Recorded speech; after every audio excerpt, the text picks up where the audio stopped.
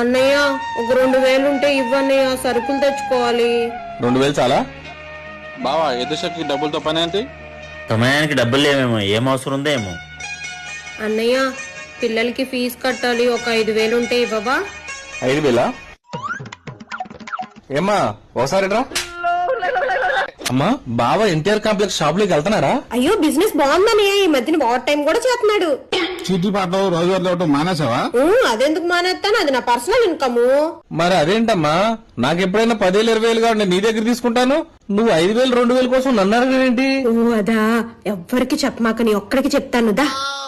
అన్నయ్య బావా నేను ఇంటికొస్తుంటే మాకు 4 రోజుల క్రితం ఈ స్కానర్ దొరికింది. అప్పటి నుంచి ఇందులోనే డబ్బులు దాస్తున్నావు, ఇప్పటికి 5 లక్షలు దాసాం. ఓసి తిక్కల కుడియా మొహం దానా, డబ్బులు దీనిలో వేస్తే వాడికి వెళ్తాయి కానీ మీకెలా వస్తాయి?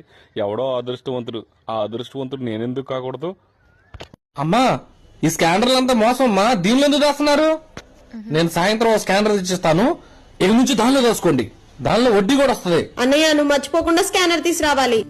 పిక్చర్ గురించి వెంటనే కానీ లైవ్ లో ఇదే చూడటం.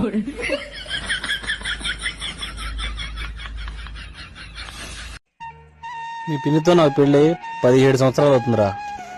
చాలా మంది పెళ్ళాలు ఇబ్బంది పెడుతున్నారు, అది ఇదని చెప్తారా, అన్ని ఉట్టి మాటలే.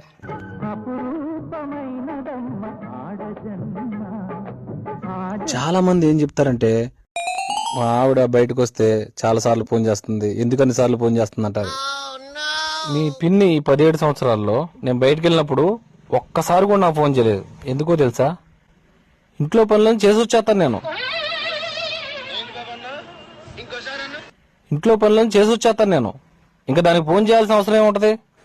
ఒక్కడు గుర్తుపెట్టుకో, పెళ్ళైన తర్వాత నువ్వు పెళ్ళం ఎప్పుడైనా సరే ఏమన్నా సరే నువ్వు ఇట్లా ఇట్లా అను, ప్రాబ్లమే ఉండదు.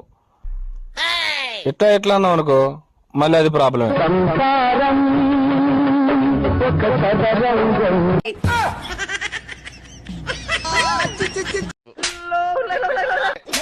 ఎరా ఎక్కడికి? రే నీకు అసలుకే మంది ఎక్కువైపోయింది, అసలుకే ఇది కొత్త ఇల్లు, ఎక్కడ పడితే అక్కడ పోసు. ఆ సందులో వాష్రూమ్ ఉంది. మాకు తెలుసులేరా.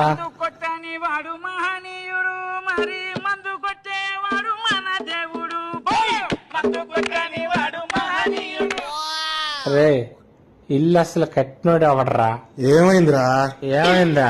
ఎవరైనా ప్యాస్ పోసుకునేది ఏం తెప్పు కడతారా? ఇలా ఎలా పోసుకోవాలరా? అంతెత్తా? రే అది వాష్ మెషిన్ రా.